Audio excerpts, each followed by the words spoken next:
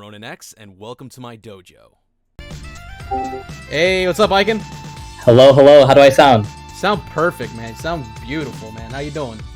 Oh man, I don't know. I don't even know what to say. It's been a crazy 2 weeks. I'll say that. I'm about to say, bro, your whole life just got flipped upside down. Yeah, maybe a little bit. I think. Oh god, it's been a lot, and I've still just been trying to process it. I haven't been playing the game that much since the tournament, but this whole week has just been rest, do schoolwork so I don't fall behind and fail classes because I still am a full-time university student, and hang out with my university friends and just kind of get back away from the Smash mode for a little bit, even though I'm going to Low Tide next week. So, yeah. That's good, man. I mean, having that downtime, especially after a run like that, and probably a very full weekend, to say the least, I could definitely understand needing the break. So, you said you're going to Low Tide? I'm going to Low Tide next week. I'm skipping Pound for this week. I'll be rooting on Chicago players Ned and Radacious are the two that I know of. So, okay. Yeah. And we'll mention Radacious in a little bit, but he's in a very important name for a reason or another. I understand that. I mean, just because someone is not, like, you know, in the eyes of everyone relevant in the moment, it doesn't mean that they're, you know, not good. A lot of people let relevancy and, like, you know, recent relevancy get to them, and it's stupid. It really is. So bad. Yeah, definitely. So, man, I got a list of questions I just want to talk about. It's not all Genesis. So a lot of it is around Genesis, because obviously you were the first Ryu to come anywhere close to breaking top 8. Not to mention on your second ever fucking major with solo Ryu. Like, second major, first super major, yeah.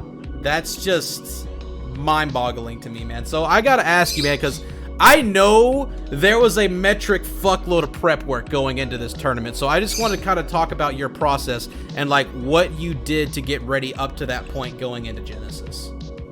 Yeah, sure. So for those of you who don't know, I got a pretty decent bit of traction after my first major, Glitch Infinite. I was funded through the compendium, and that was one of the first players in, I think actually the first player into the compendium. And Chicago backed me up. They were like, Ikan, you've been tearing up our scene for too long. It's time to go over there and see what you're made of. And I'm like, you know what? No better place than my first major themed around the fighting game characters. And I did okay. I outplaced my seed, and I got 17th out of around 700, losing to Tilde and Vendetta. It was a very, very great experience. I think more so that experience was not really, the bracket sets were great, and I learned a lot from those sets, but more so about the environment that I was planning to play in, because I think there's a really steady progression that goes on when you play this game. First, you hang out with your friends, then you play on Wi-Fi to compete, then you go to your local scene, then you go to the regional scene, then the major scene, and then the super major scene. And then there's invitational somewhere in there, but I don't really know. I haven't been invited to any of those yet, but yeah, so the tournament, Glitch taught me a lot, came back home, and I was like, okay, all right, I got 2 months until my next major, which is Genesis, and 1 month until my next regional, Lua, Level Up Arena. So what should I do? So what I mainly did was I started practicing things that I wanted to do in the moment without even being ready for it. So for example, if I was hitting confirms, I was nailing them all the time, right? I wasn't dropping much, right? Aware of opponents and positioning, really, really important. And I think the biggest thing was definitely getting back from setbacks. I'll get back into that in a little bit later, but I actually had a setback around 2 or 3 weeks before Genesis, which was terrifying me. But yeah, I played a lot. I actually traveled out of state 3 different times. One for Level Up Arena, the regional. I got 17th at that as well, around 300, losing to Shu, the Zero Suit Samus from Colorado, and Ned, Ned, my rival. Ned. You don't even gotta explain Ned. Yeah, Ned. I'm not very explaining that one. I went to Vegas over spring break, originally for Double Down, but since it got postponed, I actually hung out with my family and went to a small Vegas local, which is where I got to meet Dakpo, MVD, Sonics, and some really good friends over there in the Vegas area. And then the third time was going to be for Genesis. So a lot of the practice really came from not only out-of-state talent, getting more comfortable with the environments that I'd be competing in, but also making sure that my baseline level was satisfactory for the environment at hand. I think a lot of people don't really understand that if you're playing Wi-Fi or only your locals, you're not going to be convinced or really ready for that big major stage. And it's funny because actually the 2 sets that I was on stream at Genesis, I lost both of them. So maybe I'm not even ready for that Genesis stage yet. But I think being more composed, even in those Game 4, Game 5 sets, which I had a lot of in losers, really trusted myself, didn't go for any hasty SDs, didn't go for any crazy plays, just trusted my game plan, knew the risks and rewards of every situation, and bit when I wanted to bite. That was about it. It was a really, really good run. Cinderella story, I think some would say. And Yes. It was kind of incredible knowing that I could do that. Something that's on my mind recently that I want to get out now is that I'm not really owning this run as much as people think I am. I'm actually really focused on the next major. I don't really, something that's happened a lot of times before is that I'll do well at the local scene, I'll do well at the regional scene, get very, very comfortable and be like, oh man, I'm so good at this. I love this. Like, pat myself on the back, look down at where I've come from. And then you suddenly have flops and problems. And those flops are good because it tells you that you're still passionate about the game. But considering how the PGR season is and how much pressure and expectations there are, I'm actually really happy I don't have much social media. I can kind of just play at my own pace, talk to my homies, appreciate what I have, and not really get entitled to anything. I think this game is very, very, in the words of Leo, it's hard to be consistent in. And I'm really trying my absolute best to just do my best and not really let any external outside reasons stop me from competing what I want to do, right? So that's about it. A lot of mental, a lot of environmental, and really just game plan and composure was really all I had going into Genesis. The only one from Chicago, besides one or two extra players who were just going for fun. And they were great people, just supportive. But I was mainly the representative for Chicago. Yeah, I gotta say, man, like, definitely respect the humble mentality towards this, because you're absolutely right. A lot of people, like, whenever they start finding themselves getting results or they find out that they're talented, they let their ego get to them, and it ends up holding them back in the long run. Because here's the reality. Yes, you are extremely talented, but there is like 50 plus something people that are in the same level or better than you. Right? Yep. Especially, like, even whenever you're on the PGR, man, you still ain't shit. You are always on notice at all times. And a lot of people just, they start feeling themselves a little bit too early at local levels, and it stunts their growth. So yeah, I absolutely can respect that mentality. So from what I'm hearing, you were traveling out to locals and everything, not locals, but locals, regionals, and just going to a lot of tournaments to help prep for Genesis. And like, that all makes a lot of sense. So, like, was there people who you were helping you along the way? Because I remember hearing, like, words through grapevine that you were, like, really, like, asking your opponents, like, questions and, like, trying to theory craft the matchups and stuff like this, and, like, really reaching out to, like, people in your scene in Chicago and more, just really studying. And I kind of wanted to delve more into that. Yes. Okay. So this was very, very important. Out of state, I didn't really learn as much about matchups and stuff. And for my Genesis run, actually, funnily enough, the out-of-state talent was more so for just feeling comfortable in the environment. Where the matchup experience actually came from, I gotta shout out my boys, Chicago came through this run once again. So, going back to Glitch, the players that helped my Glitch run were also from Chicago. There are two young links. I had a young link named Ikan, who's a very, very great young link who beat me at a college local. He helped me prepare for Skittles and Click. Zespion, a CFL Sonic that visited for Thanksgiving weekend, came to that same local and destroyed me with Sonic in round 1 of Winterside. So unranked CFL beating number 4 in Chicago at the time was a whole blur. But I studied that matchup and got experience, asked questions, labbed it really hard in training mode. That led me to beat Pelly, the Sonic from Europe. And those two were the big examples. There were also some other small examples, but I'm going to save those for maybe later. They're not really that important for now. It happened again at Genesis. So I'm looking through my run right now, and there are 3 players that I really want to shout out. And of course, one more special at the end. 3 players that I want to shout out from Chicago are, number 1 is Earl of M, a Lucina from Chicago, ranked, I don't remember the number, but he is ranked top 15 in the region. We played at Ignition the 2 days before Genesis. The day before I was leaving, actually, in winners finals and grand finals. He beat me, I think it's at 261 or 262. I don't remember the Ignition number, but you can look it up on YouTube. It's got a couple thousand views. He beat me 3-2 in winners finals. And I was like, this is perfect because I need this experience, because I actually have one Lucina in my bracket, which was tie ranks, the Southern California Lucina, ranked around 14, I think. So I was like, this is good practice. I played against him again in grand finals, got a lot of input, talked between the sets, and I played really well in grand finals. And I won the tournament. So Earl of M helped me not only for tie ranks, but also for Leon, the number 2 or 3 in France. Very, very strong player. Just being comfortable with Lucina's burst range and how she wanted to play around Fireball with her floaty speed, disjoints, and edge guarding really came in clutch. I was burning all my recovery resources to try and get back, and in Game 5 last stock, it helped out a lot. So really huge thanks to Earl of M. I haven't been more thankful for anybody this run besides him. He really helped 2 of these players. The second person on my list is for, I had Kurama in my bracket path, and I grind with one main Mario player, but I'm also going to give shoutouts to another. It was Sam T. Silver, also known as previously Yumu, previously ranked number 3 in the region, and actually giving a run for the number 1 in this region this season. Me and him and Panda Bear are kind of going for the number 1 spot for this season.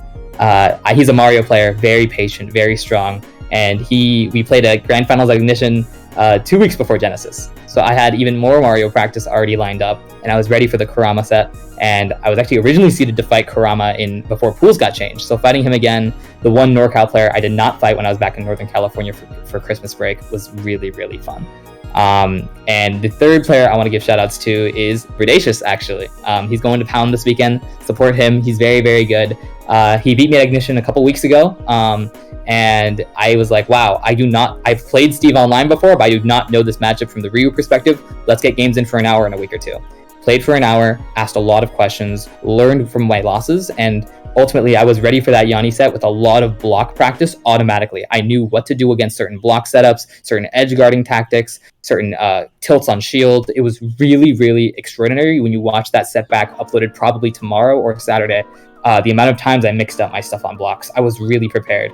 And it's really good to say that, because these are some of some characters like Steve, Pyramithra, Pikachu, Mario, and Lucina. These all seem like very, very tough matchups for Ryu, and they are. But I think the big thing is, in Ultimate, I don't think anybody is really ever out of it. If you get them to last stock, you can win the game. There's so many situations where it's too easy to maybe steal stage control or a quick little gimp or small things that can really turn the tides of a whole set. I really felt that the most in my Yanni, Cosmos. If you guys know about the photon edges, you guys know about the photon edges off the side. He SD'd twice in game 5, and it was a little bit of a fluke, but it's a tournament. I have to do what I have, and it's on him, not me. So hopefully I'll have another set with him at some point, but that was a really fun set, games 1 through 4 for sure.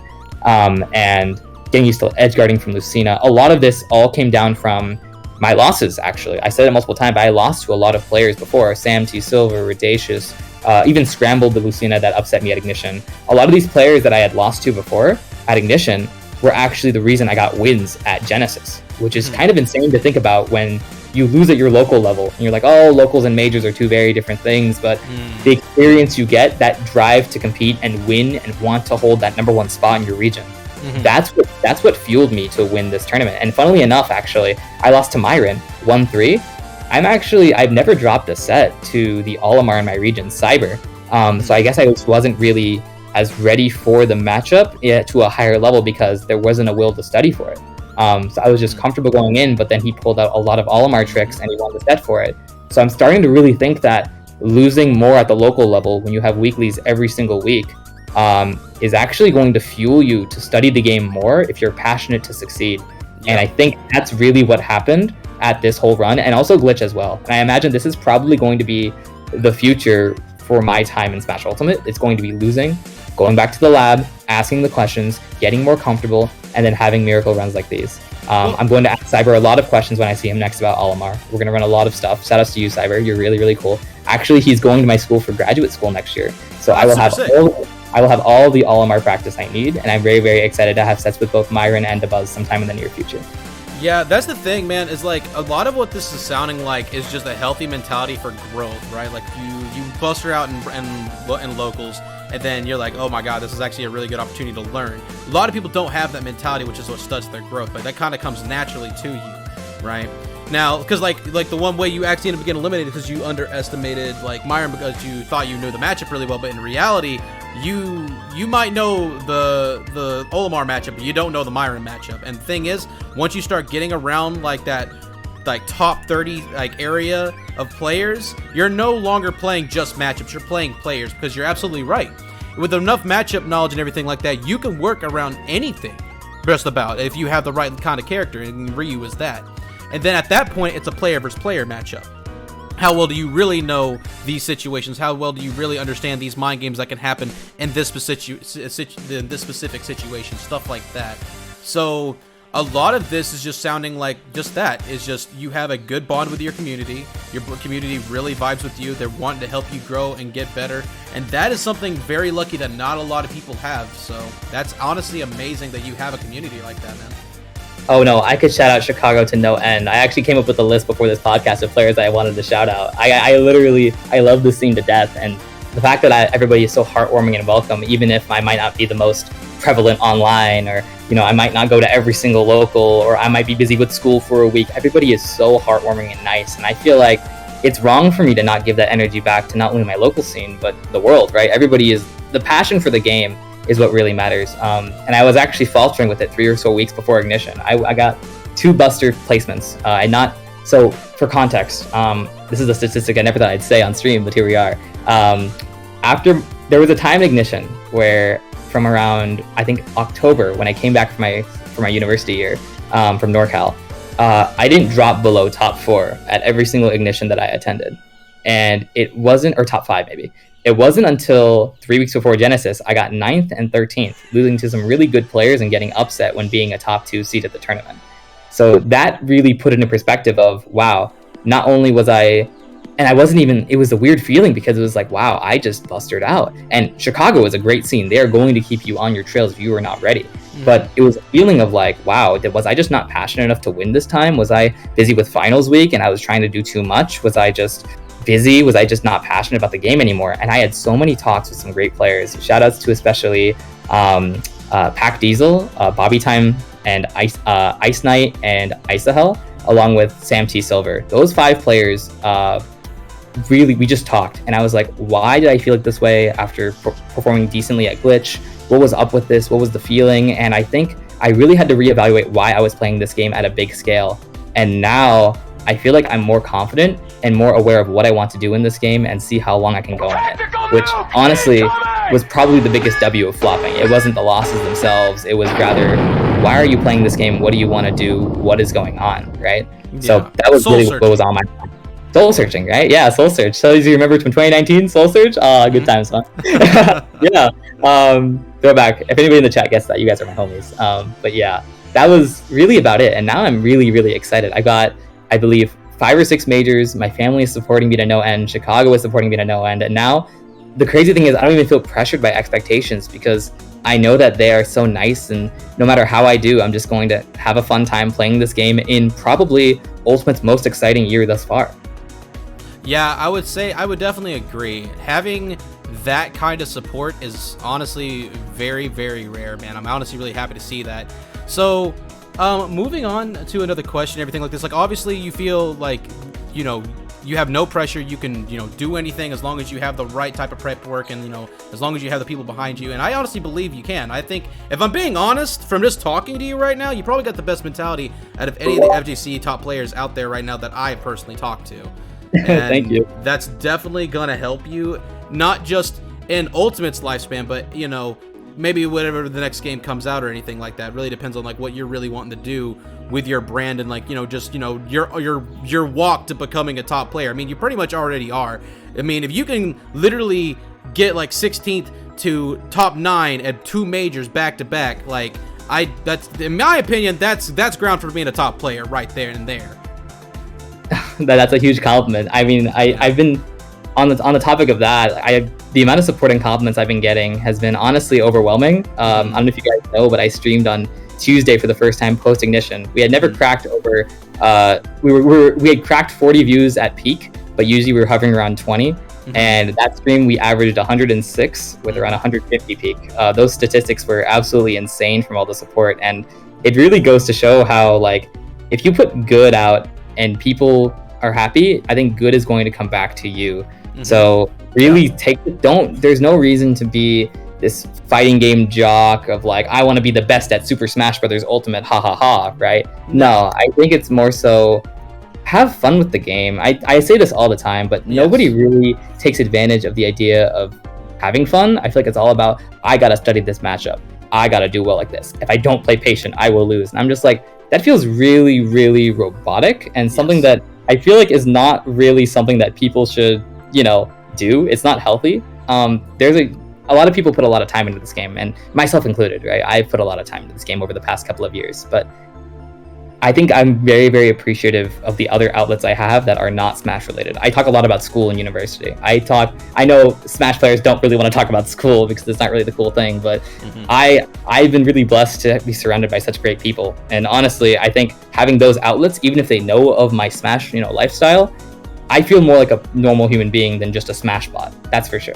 So when people say, "Oh my God, Ikan, you're like so good," and all this great compliments, I'm like, "Thank you. I appreciate all the nice stuff," but I'm not trying to let that inflate anything. There's no reason to, because it's one tournament, right? It's one tournament, and I did great. And who knows, I can go down next, I can go up next, but whatever it is, I'm going to bounce back, because that's what I've been doing for the past 3 weeks. I'm going to have fun with my friends, and I'm just going to appreciate the game for what it is. I met so many people at Genesis this past weekend. I met top players, low-level players, commentators, other fighting game players, like people I had not seen in years from NorCal when I was back at high school. I was like, this is insane. This is a social community game. And I used to think Smash wasn't social at all, and you could just kind of be quiet and do nothing. But no, you should enjoy the game and talk to these people who are also passionate about the game, right? Absolutely. People do it online, people do it in person, but find your niche, find your community, and honestly stick with them. Even if they change friends here and out, you're just going to have fun with it. Absolutely. And the thing is, I learned that whenever I went and I met like Georgia's scene, when I started going to MomoCon and stuff like that. I went by myself, dude. Knew nobody there. But I hit up Griffin, and he just kind of sucked me into his whole friend group with Scat and all them, and it was a great time, man. People people get sucked into like what they think the Smash community is based off of social media, not actually off of what they expect when they go to the events, right? And that ends up like breeding a lot of weird perspectives of like what they think the Smash community actually is. But then you go to a major, and then it's like the energy is totally different. Everyone is kind of on the same page. I mean, maybe not all for you succeeding, obviously. Like, there's some toxic individuals, but like, they're not the majority. Every community is gonna have their toxic individuals. Even as much support as I have, I still know there are a few Ikan haters out there. So don't worry, everybody. Yo, point them out. Point them out. Chat. There's no need to. Chat. We roll it up. We roll it up. Let's go. We got somebody to go see. Name them. Name them right now. Are we about to send an? Are we going to send an Ikan raid to go DDoS somebody? No, we can't have that. No. Oh man, no. But the point is, like, it's actually one of the many reasons I'm not really a huge fan of social media. It's just like, it's not the real thing. And why would I want to be subjugated to something that's not the real thing? I've had so many Chicago players. In fact, Earl of M is actually one of them. He's like, "Yeah, you better make a Twitter Ikan." I'm like, well, I'm okay, man. I kind of just want to chill. So I've been having fun in person and just being. Here's the big thing, right? The big thing is just wanting to be myself. I feel like I will never be myself with 140 characters on a blue bird app that everybody checks mindlessly 20 minutes a day, right? I feel like that's not me. But streaming, I feel like there's a camera. You can see me. In-person events, you can see me. You'll talk to me, right? This is the way I want to do it. And honestly, for 3 years, I'll say this right now. I've listened for 3 years of people telling me that I couldn't do it with solo Ryu, or it's not worth it, you should get a Twitter, or oh my god, Ikan, what are you doing traveling to Chicago? We have a NorCal scene, you should just stay in California for college. I've heard all of it. And all I had to do was just keep walking and just, like the World Warrior Ryu himself, just keep doing my thing. And I think eventually, if you do it the way you want to do it, you can succeed in this game, however many characters, whatever region, whatever you have. All it takes is really the right mindset and the right people around you, and those people are going to elevate you to places you never thought you could go. Even the guy you're watching right now, Kelso, I got to meet Kelso. He's the coolest guy of all time on stream. He's literally like NorCal. Like, I got to meet so many people, and you just have to have the right people. Leave the people that don't like you behind. It's not worth your time. It never is going to be. They're just going to drag you down. They might be jealous. They might not be happy with who you are or what you do to them or different backgrounds. It's not worth it. I think you should find your community, stick with them, and they'll take you to heights you never really thought imaginable. No, that's absolutely facts, man. That's absolute facts. I'm actually really happy that you were able to find these people to surround you with, like, surround yourself with, and it's able to push you this far. Because here's the thing, I've always believed in Ryu. I always knew that it would just take the right disciplined player to make this character work. Because I think he's got a top tier advantage state, not advantage state, but like neutral, and like his ability to control space is just so good. His ability to control ledge is so good. Like, all the, like, there's so many different ways to work around any form of like broken disadvantage with him if you have the right level of discipline. It's just a lot of people don't want to learn to play disciplined in this game, where you can normally just like play someone like Palutena and just get away with free stuff all day. And because they automatically assume, oh, if you do that, if you can't do that, your character is bad, is just bullshit. It just means that you're not disciplined. And I know this is your first Smash game, but this is something you saw from Smash 4 players. This is something you saw. Well, I played Smash 4 on Wi-Fi, so I guess it's really my second, but first time offline, yeah, for sure. But people grinded. They learned counterplay. They wanted to understand the game at the deepest level. Now people just kind of don't want to do that. They just want to complain, and it makes it super, super annoying to deal with those kind of things. But, you know, actually seeing that there is still people out there that are willing to put in the hard work is honestly amazing, because it's something that is a rarity these days. I agree completely. I think something that also nobody really talks about is that they see a character has weaknesses and they suddenly start doubting everything. Like, I'm not going to act like Ryu's the perfect character who loses no matchups and is perfect and you'll never lose with him. No, the character has flawed weaknesses, and some say he's a flawed character, period. I personally disagree. I think the character is fine and he's fun and I like him, so why not play him? Plus, he looks pretty cool while doing stuff, so that's always a perk, right? But the big thing is, like, people see weaknesses in characters and think, wow, this character should just never win, right? For example, Ryu, slow, low ranged, oh, just SDI out of everything, oh, you know, just jump away, oh, he can't deal with any person, but he had full hop range, oh, disjoints, oh, off stage, I said off stage twice, I don't know, everybody has weaknesses. Say it again! Right? Off stage, oh no, Leon escorted me, oh no, right, sorry, but the big thing is, like, well, you're playing a character who has strengths and weaknesses. I'm not gonna act like Ryu doesn't have strengths as well. His CQC game on shield, on people, his combo game, his clean, consistent B&Bs, right? Everybody, he has strengths. He also has weaknesses. He is simply just an option in the toolkit that is Super Smash Bros. Ultimate. And how well do you want to sharpen your knife for that is up to the player. So, yeah, you can turn those weaknesses into strengths as well. I think the biggest one is Leon's counter at the end of Game 5. He countered me so many times early on in the set, 0 to death me multiple times, maybe 2 or 3. You'll see the VOD come out. And in Game 5, I overshoot a Shoryu, dodge the counter, hit him with a soft nair to kill him to end the set, and that's it. I took advantage of a weakness that was a habit and managed to turn it into a strength that won the set.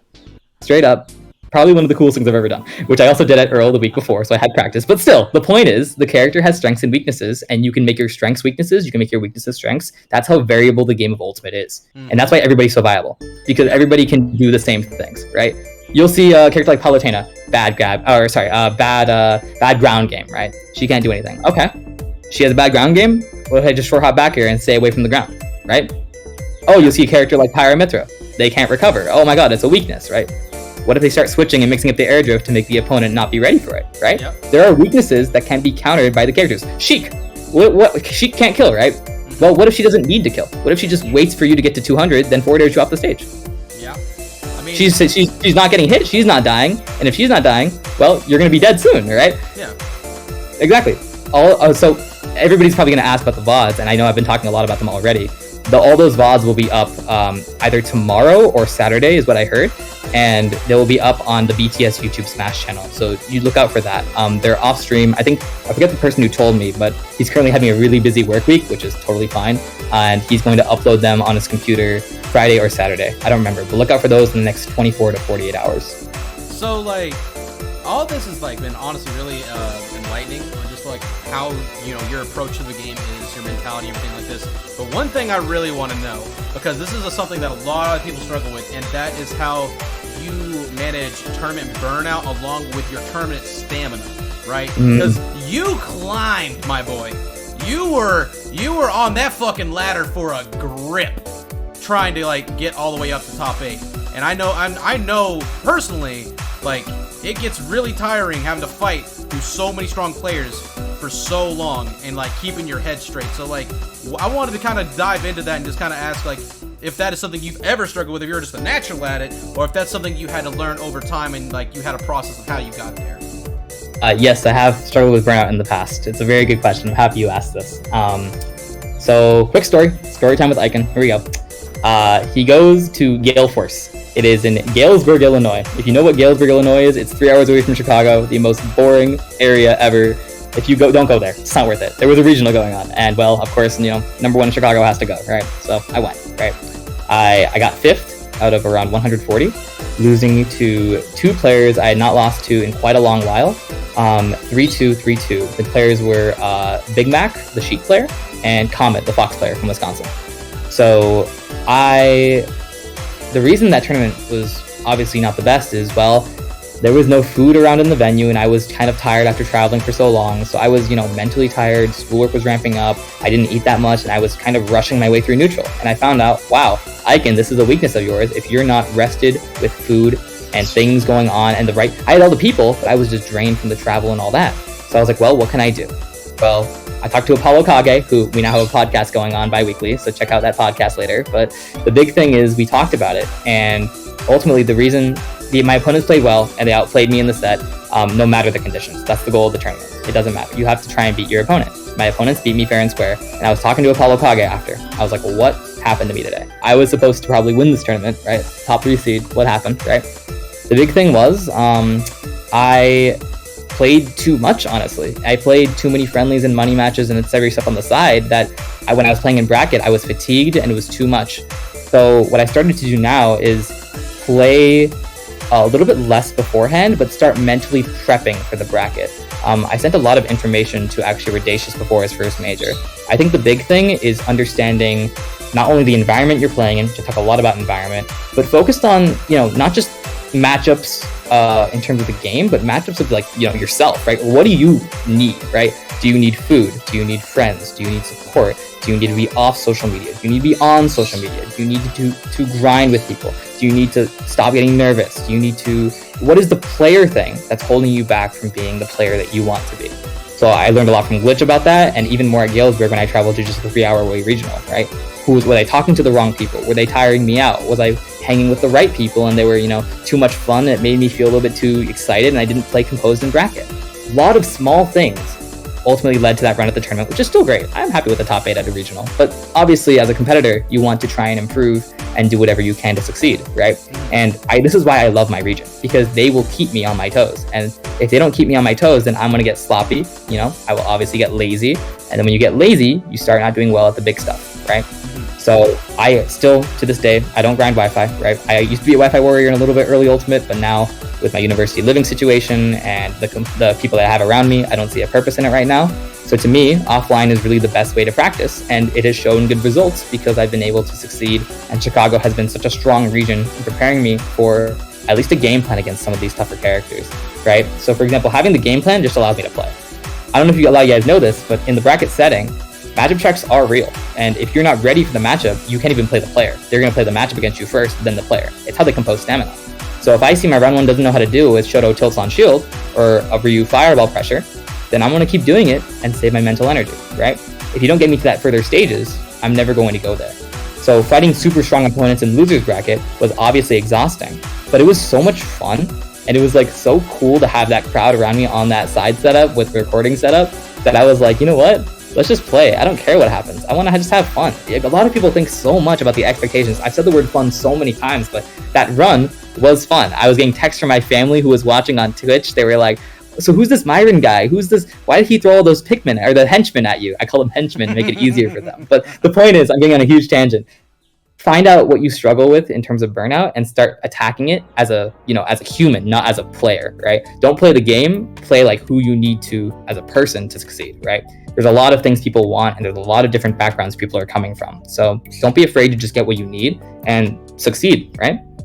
I want to play off that a little bit, because one thing is, you keep talking about, the mentality it takes to win and stuff like this, but for the people that struggle with things like tournament nerves and stuff like this, they need something to help ground them. And I mean, everyone grounds themselves in different ways. You mentioned maybe having friends or things like that, but what about in the moment? I'm talking in game, you've got to clutch up or something like that. When the nerves really start kicking in, that feeling where you're just feeling I have to make something happen now kind of deal. But if you feed into that mentality, you're probably just going to lose faster. What is your way of grounding yourself in a position like that? Okay, correct. So everybody has their own ways of, getting back to, their basics, right, of how they want to play. And no, there's no right answer for anybody.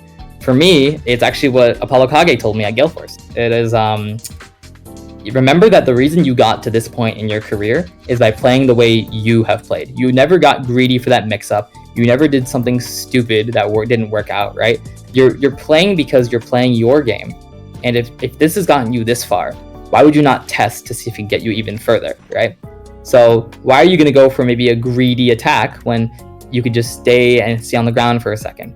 Or why would you stay on the ground for a second when you can go in and get a free jump-in window, and the window goes away really quickly because Lucina is a fast sword character, right?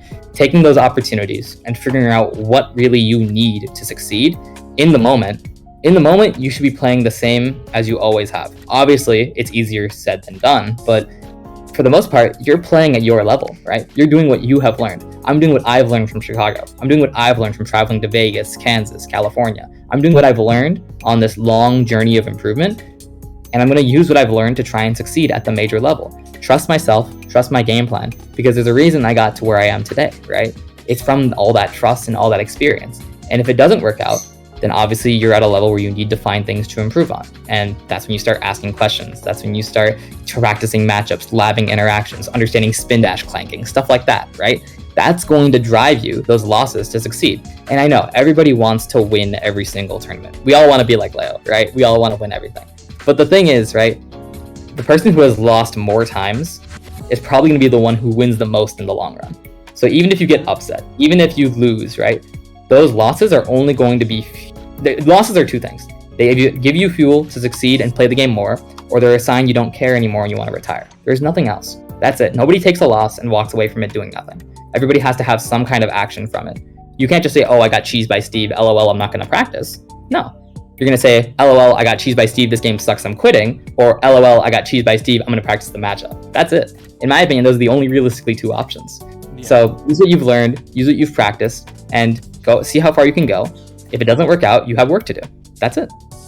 Yep. That's honestly the best form of mentality you really can have for something like that. I don't really have much to add to that, but I do have a couple other questions. So I just want to talk a little bit about like just the experience of Glitch, not just like in the bracket and everything like that. I want to kind of just talk about, you know, like the fun stuff, like hanging out with your friends and everything like that, and just like what all you got into, other than just, you know, having a megaphone at a major. Okay, let's get into it. What did you think of the Vendetta and Andreas said? Like, who did you think had it? Like, did you have any predictions early on, or like, where did you stand? I had no predictions, solely because I was just there to have fun, okay? Because I didn't really care. I wasn't going to be heartbroken who won. Obviously, I was like, well, Vendetta is really good because he beat me, so he's probably going to do well. But I was like, well, Andres has also done majors, and he's done really well against, like, Samus, which is, like, a problem matchup. Shout out to Siski. He farmed me for, like, an hour. He's really good. Anyway, I'm always going to shout out that man. He's really nice. Anyway, so they were both good. My goal was not to be critiquing their gameplay or being like, oh, Vendetta should have did this, Andres did that. I wasn't trying to do that. This is my first super major, so all I did was go home. Obviously, I live home in Northern California, right? I study in Chicago. I went home. I left the house an hour early.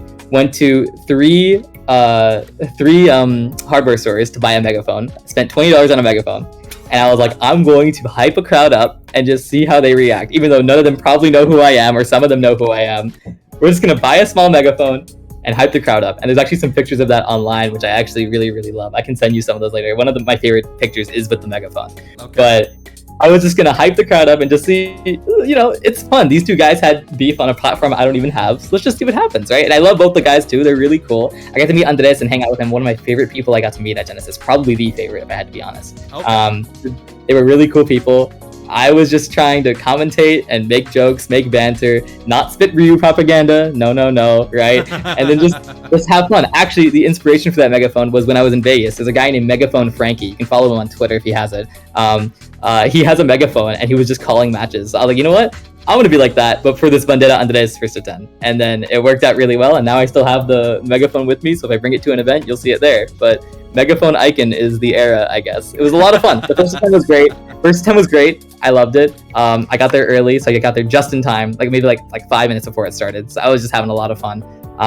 In terms of meeting people, because you asked that question earlier on, I got to meet so many people. Like not only like from all over. Like I'm looking through my photos right now. I got to meet new people in terms of obviously Andres, obviously Yanni, obviously Light, Louis Money I had to see again. I got to meet Riddles, Titan, oh my god, Nito again. Lancelot was my grinder before top 96 or top 512, Wave 2 pools. Yeah, Lancelot, the guy from EU, mine, the Luigi, a guy that looked really close to Isahel, but wasn't actually Isahel. Check out Isahel's Twitter for that picture. It's really, really funny. Shave, I got to meet Mysterica after not seeing her for so long. All of these people from all over, right? Even new people from Vegas, even, everybody was just there. And the after party was even better. I got to meet like Leia, I waved hi to Mars, said hi to Esam, Dark Wizzy, and I got Korean barbecue. It was just a whole like Burr, the Kazuya, right? Coney, EE, Fatality, right? Hazmat. I got to meet so many people. I could go on and on. My camera roll is full. Nico's really cool. But literally, it was just fun to just be in that major environment. And it really opened my eyes to like what the major experience or super major experiences, dare I say, right? So all those guys are super great. Shout outs to all of those guys I supported. But honestly, Chicago will always be my boys, always the guys. I was just texting them the whole time because obviously in an environment where you're the only Chicagoan there, besides one or two other people like 4C Joe or Wokenny, you have to support and meet new people. And I'm a very social guy, even though I don't have social media. People think I'm not social. No, I love talking to people. So I love talking to meet everybody. And honestly, it really was cool to meet those new people, especially because I didn't have Chicago behind my back. So it was really, really nice. That's awesome, man. So out of all of this, I've got to ask, man. Yeah. What is your current thoughts? Like now that you've gotten the fresh perspective of like where Ultimate's meta is, and like where it's currently going in the free form of just being able to play anybody. What is your overall thoughts of the game's meta as a whole? Like, do you like it? Do you dislike it? Do you like the direction it's going? Are you worried about the direction it's going? Like things like that. I love it. Okay. I think it's so much fun. I think it gets to a level where like, oh my god, I don't know how to describe this. So it reaches a level where mix-ups that are the tiniest of visual cues leads to completely different sets. Like if you don't do something, an opportunity could be gone. And I think that really tests the players to push them in environments where like, if you do not know what you are doing in this one spot, you could lose the set. And that happened multiple times this weekend. So it really is a game of knowledge. It's a game of option coverage. And it's a game of really trusting what you know about your character. It isn't a game where you just camp and win. It isn't a game where you just mash the play. At top level, it's how well can you do both while not giving up any opportunities both on the offensive, on the defensive, at the ledge, while landing, while recovering. And that to me is the ultimate sign of a game that takes skill and focuses on the player-to-player matchup, which I will always love, and I think fighting games should always be based on. So to me, I love this game, and I know I have so much more to improve on. That's amazing, dude. So one of the last questions I got for you, what were the biggest influences on your come up to this point? I know Chicago was a big one, but it could be something like, outside resources like a public speaker or anything. Like it could be like a religion, it could be anything, bro. Like what was the things that influenced you in positive light to want to even become a competitor in the first place, to push yourself this far? A really good question, man. Honestly, it initially started off with just friends, right? I had a lot of good high school friends who I was like, well, I like this game a lot. I wanted to keep playing with them. Then there was that whole Wi-Fi community. Shout outs to both the 3DS and the Ultimate Online community for those friends I met. They were really, really fun to hang out with, and I have a lot of good memories from them. No clue how any of them doing right now, but hopefully they're all well. Then there was that whole, it eventually came to Chicago, right, where that was my new scene. Then I had a couple of breaks in other regions, and then really, actually, my family was the last really to hear about it. The family did not know about my Smash career until the Glitch Compendium, and ever since then, they've been nothing but supportive. And I'm really, really lucky to have that. I think it's a really cool situation to be able to be like, yeah, I'm doing my schoolwork, I'm also playing this really cool hobby, and I get to travel once a month to leave Chicago and go get a mental break and just have fun playing this game, right? So sometimes when you're in like a tough environment, like, school's not easy, right? You want a way to get out of that pressure cooker, and Smash to me has been nothing but that. So getting that whole experience, just hang out and see like Skittles and we can joke like, hey, we're the only Midwest players, isn't that funny, LOL, right? It's cool, right? I really, really like that stuff. And I think the people that influenced me the most have just been the people around me for the current time. Whether I was young, I couldn't go to tournaments and it was Wi-Fi, whether it was my first tournaments in Chicago for the summer because I was here, whether it was whoever I met at both Glitch and Genesis, whoever I'm with at the time, I try to make sure that I'm having a fun time with them, because I think it's another reason, add it to the list of why I don't really use any social media, is it's a distraction from my current life. It's not what's happening in the moment. And if I'm around people that I like, I want to spend time with them instead. So a lot of people can sometimes get mad at me. They're like, oh my God, Ikan, you never respond to texts, or oh my God, Ikan, you never like, we don't hang out as much. I'm like, well, I'm with this person now, and there's a lot of people in this world. There are a lot of cool people in this world. So I want to hang out with the people in the moment. That's really all it is, right? If I'm in a Twitch chat for 10 minutes, I'm hanging out with people in Twitch chat for 10 minutes. If I'm hanging out at a NorCal local with Louis Money, Kurama, and Varun, I'm hanging out at a NorCal local for 10 minutes. If I'm at home with my family, spending a family night, I'm at home with my family for the night. That's it. Whoever I'm with at the time, I want to make sure that they're cool, I'm cool, and we just have time. That's it. Time is so limited, I want to make sure I get the most time of it. That's it. Nah, dude, that's super respectable, because we live in an era of time where people don't even know how to live in the moment anymore. It's like, it's not even second. It's like something that people have to strive to learn again, because it's something that so many people have lost because they've gotten sucked into the void of social media. Not just social media, just like all media in general, right? It's really easy for you to kind of get sucked into that and then just lose track of what's actually happening to you in the present moment.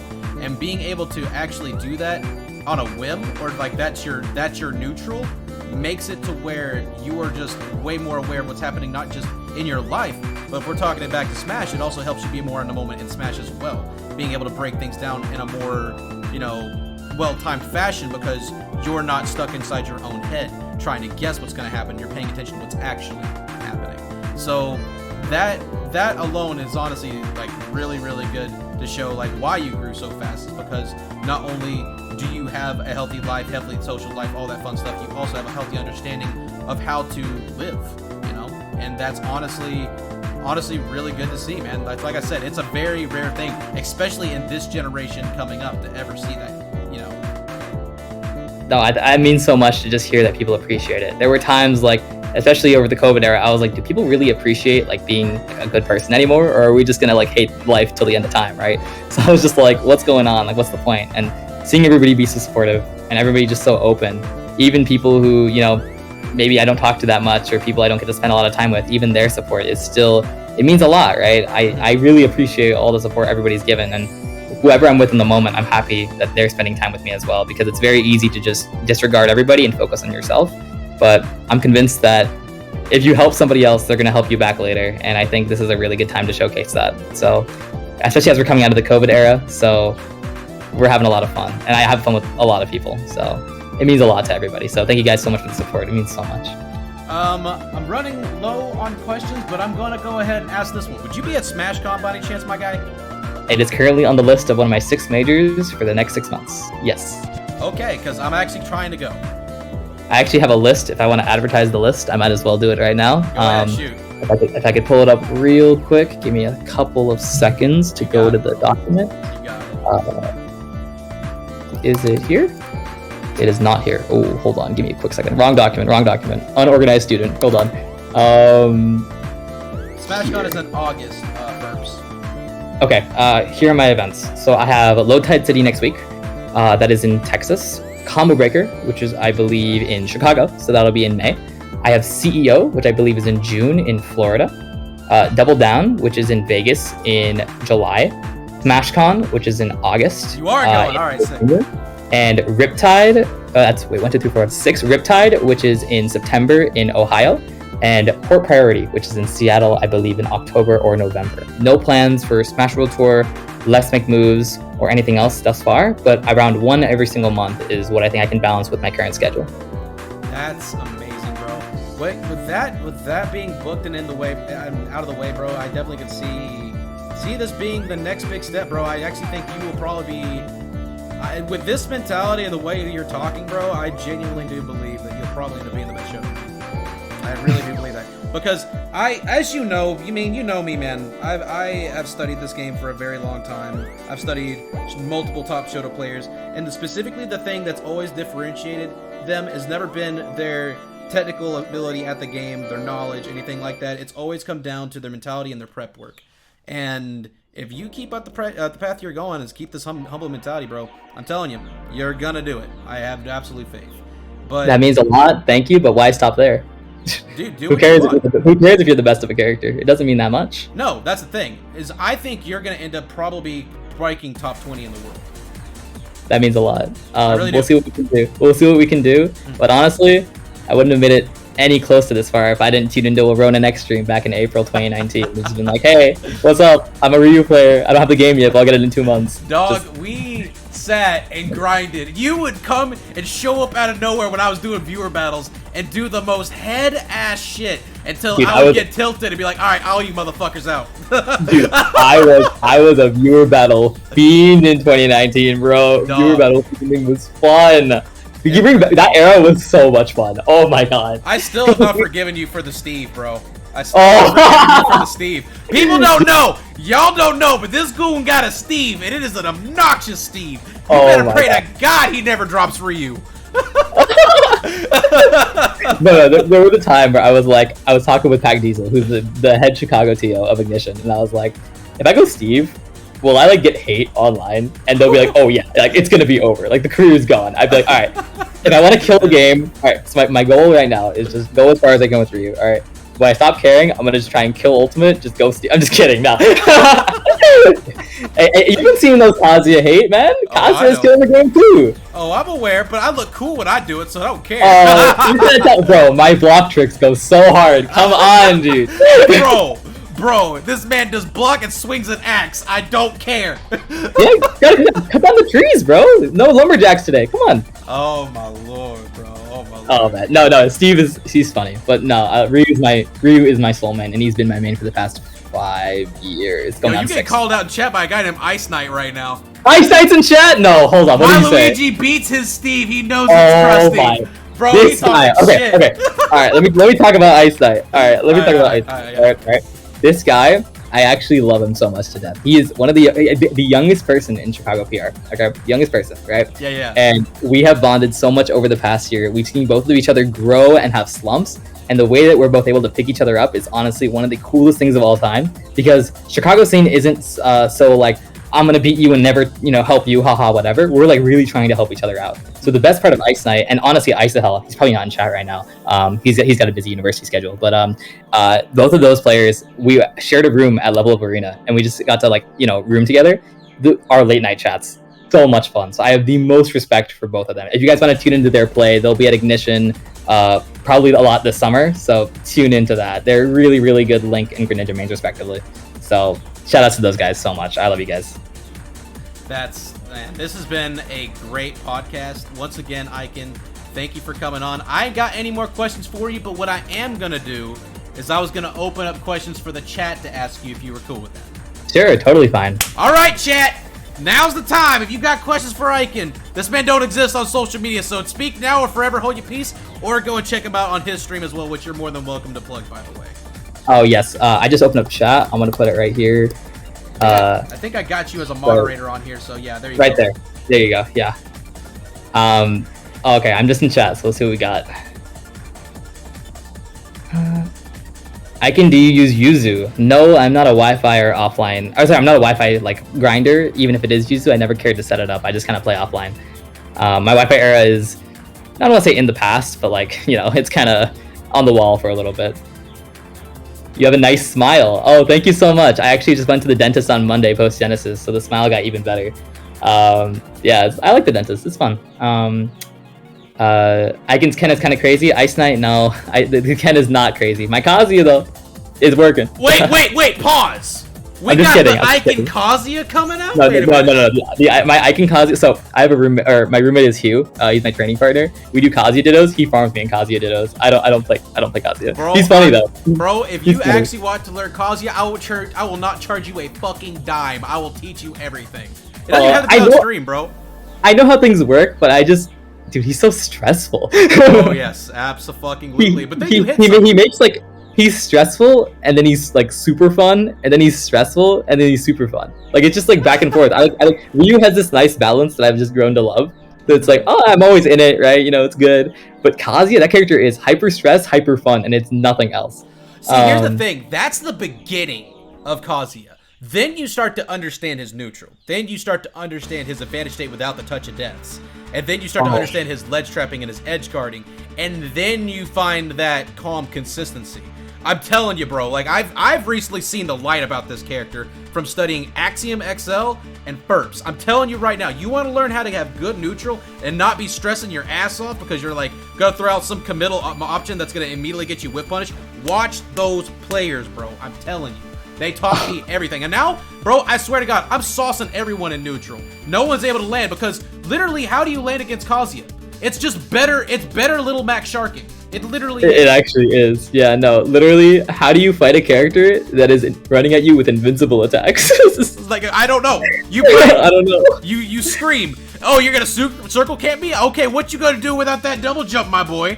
Pray. Oh god. Pick a religion. So it's so funny. Yeah, no, he's funny. I actually fought Burn. I was like, wow, this character is so good, but it's also stressful. I think so much so that I'm not sure how I could do it in a bracket setting if I did play him, but I'm probably a solo. Well, I think I'm pretty confidently a solo Ryu until I feel the need to even pick up a secondary, but I was talking about the Ice Hell yesterday. I'm just like, I don't know if I'm a believer in secondaries right now. That's fair.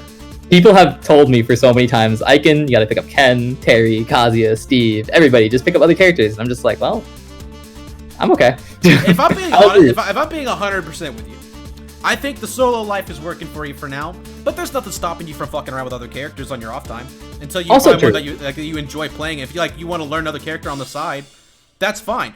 Don't feel the stress to implement him in bracket until you feel like you want to. But there's nothing stopping you from doing that because it not only will it help you in the long run to possibly have a counter pick, it'll help you get the game from a different perspective, learning a different character as well. But at the same time, it won't pollute. It won't pollute like what you've already learned with Ryu because that's your main focus. Agree. That's what Riddles did, essentially. He went Roy for around a month, right? He got a lot of information, and now his Terry and Kazuya are killing it. I love Riddles, man. I'm so happy I got to meet Riddles. Riddles and Hazmat, two of the coolest guys I got to meet. Love those guys. Shout outs to them. Would you consider Ryu on a Smash box? Omar, I tried the box, and again, kind of like Kazuya, it just feels really stressful. I don't really like that. Yeah, I don't like that. But people can make it work, like Nito's box. His Kazuya on box is pretty crazy. Maybe, but right now I'm pretty confident with just GameCube and Ryu. I like to keep it pretty simple. Let's see. What else is happening in chat? Kaz is my dream. Kaz is a dream character, man. It's crazy he's in this game, honestly. Like, Tekken, like... I think the biggest part of Tekken is I counterpick so much Tekken music, man. I love the Tekken music in this game. For Small Battlefield, FD Battlefield, I love the Tekken music. Abyss of Time, Plucking Tulips, Poolside, Snow Castle, Opening Movie, Aloneness, a lot of good stuff. The Ikan Dimension, yeah, real. The Ikan Dimension? Oh my god. Whenever you start like reading the shit out of people at a hit stun, that's what we call that from now on. It's the Ikan Dimension. Malata has joked that if you go to Small Battlefield and there's a Tekken song playing, you're on the Ikan Dimension. I think it's the funniest thing of all time. That is actually hilarious. Oh my lord. Yeah, so that's cool. I got a fun one. Someone in chat wanted to know where you got your tag. My tag is a rearrangement of my name. Okay. So yeah, my government name is Anik, A-N-I-K. My tag Anik? is A-N. Yeah. That is the hardest fucking name ever. Anik? Yeah. Dog. Dude, we found the protagonist. We found him. Yeah, so I just rearranged the letters when I was 14, and that's about it. So yeah, I guess that's common knowledge now, but yeah. Oh wow, that's so cool. Okay. So another one that's kind of fun. Like, do you play any other games other than Smash? Like, is there any other platform fighters that you've dabbled with, or like, like what do you like to do on your off time? I know you like to hang out with friends. Like, do you like playing anything other than Smash? So I had a little bit of a Halo Infinite phase back when I was back home with my setup. It was a lot of fun, very cool game. I used to play a lot of COD Zombies as well over quarantine because that was a nice way to play time. As of now, I'm a busy student, so I don't have a lot of time to play games, but we do have a Wii in our common lounge, and let's just say we've been grinding a lot of Wii Sports. If you guys want to see me in Wii Bowling, you will not see the light of day, I promise you. But aside from those casual games like on the Wii, like obviously Wii Sports, like Just Dance and all that, the next game that I'm really looking forward to playing is actually going to be Bomb Rush Cyberpunk. It's actually the Jet Set Radio spiritual successor. Ooh, that's gonna be a lot of fun when I play that. But other than that, I'm not really playing that much right now. I'm kind of just enjoying life right now. Today's been a really good day, and I'm happy I'm doing this podcast too. So awesome, man. Okay, I just wanted to kind of toy around with that, see if there's any other questions in chat. Someone said that should be your fucking tag. I'm about to say that is pretty sick, honestly. 14-year-old me was worried that somebody would DDoS me, so yeah. Yeah, Ikan, did you used to have bracket demons? Always, dude. I think a lot of things is that people see a breakout performance at a major and don't realize how much work the person has had to do beforehand to even make it that far. Yep, the prep work, dude. The prep work. Yeah. It's especially because I don't have any media, so nobody just knows. But no, it's been a lot. It's been a long time. Bracket demons. It used to be off the top of my head, Toad, Peach player from Chicago, who is still always giving me a run for my money. I love fighting him so much. Yumu, also known as Sam T. Silver, the Mario I mentioned before. We're still going back and forth. And obviously, the perennial one will always be Ned. Whenever he comes out, we're always going back and forth in sets, and we love our sets to death. Recently, it's been a Big Mac, Sheik player from Chicago. We've been going back and forth a lot ever since post-COVID. Comment now, I guess we have kind of a rivalry because he beat me at Gale Force. I think Apollo Kage and I are always going to be friends, but also we love fighting each other a lot, so we'll probably get some games in at low tide. Yeah, I have a lot of rivals always, and I'm always looking forward to fighting them. So, yeah. I just love the attitude that you have, man, whenever it comes to that stuff. It's like, I love fighting these people. A lot of people are like, oh my god, no, I hate fighting these people because I have to, you know, they're really hard to fight or whatever. Like, that's so nice to actually hear that for once. A lot of people hate being challenged. Yeah. A lot of the time. So I used to hate fighting some characters. I think Sonic, Sephiroth, and Steve were all three of them. But the more I learned about the matchup, the more I got an idea of how to play it. I was like, wow, this is really, really fun. So I'm really, really happy with where that's going. I think a big thing is like you can lose and still have fun. I don't know. Even if you get like timed out, like you can still have fun because you still learned a lot from interactions. Like I don't know. I feel like people don't really talk a lot about having fun in this game. People are just playing it like it's a stupid pressure cooker. You're gonna die if you lose. Like your life's family is on the line. Like no, like you just have fun. Like enjoy the game and be around the people that you support because it's a really great, strong, passionate scene socially. So yeah. Okay, let's see. There's a lot of questions. Yes, there is. How did you prep for ESAM and Cosmos going into that? Like that's actually a pretty good one. Like. I know whenever I saw that you had to fight ESAM, I already told myself Ikan's gonna beat him. Because you had so much data to go off of because of Vendetta. But I want to ask and see, like, was that what you pulled from? Or did you take your own approach to it? So, Wrath, I actually don't have a lot of experience in Chicago. So I did watch a lot of those early Vendetta sets as model work to just kind of see what was happening. Obviously, I actually didn't prep beforehand because I didn't know I was going to fight ESAM because I didn't know I was going to make it that far in bracket. So a lot of it was like, things I remember were like, oh, he loves this rising backer out of shield, so be aware of that. He loves doing rising forward air, so maybe trade with that, right? Use your fireballs to whiff punish, use T-Jolts as a way to clank them out, right? A lot of basic stuff I saw from Vendetta, which was really, really good, grounded gameplay. I try to carry that over with like my little style of just, you know, the footsies that I play, the movement, right? A lot of people praise my Shadow movement. I don't know how good it actually is, but I get a lot of praise for it, so I'll mention it. Just playing around that, and then not defaulting to like basic gameplay. For example, I think like down tilt out of shield on a backer that's landing that's -12. You know that's not a true punish icon. Go for something else, either reposition, up smash, up B, or do nothing else, right? Stuff like that, right? And actually, so trusting like the numbers of like, oh, Pikachu dash attack -12. You cannot down tilt out of shield. So go for an up smash, right? Oh, Pikachu's doing rising backer on your shield. If you can up smash, do it. If you can't, reposition and get out, right? A lot of the stuff was like, if it's true, I'm taking it. If it's not true, I'm repositioning and going off that. When being edge guarded, I was trying to really play the player of like, he might expect me to adapt here or go here to adapt to his style, and he might already be ready for it. So unless I give him a reason to change, I'm not changing what I'm doing. And I'll lose a stock if it means I got edge guarded the same way, because honestly, that stock means I get data to how to recover later on in the set. Not the next time immediately, because then you're giving him easy flowchart access. He's a top player. He's been doing this for so many years. He's ready for that. But later on, I'm talking like a whole game on the line, right? Yes. So you might get the edge guard game 3, but you won't get a game 4, right? Or you might get the edge guard game 1, but you won't get a game 3, right? Stuff like that, right? I would hold info for when I really needed it, and that helped so much. I think in a bracket setting, that stuff is really, really crucial. I think it's why Myron played really well against me. He really pulled out all the stops when he needed to, and because he's so proficient with this character, it was so hard to deal with. But I have ideas of how to work on it. I'm going to talk to Cyber pretty soon, and we're going to see what I can do maybe next time I fight him. Yeah, man, that sounds so good. So the final question that I got for you, bro, the final Sure. one.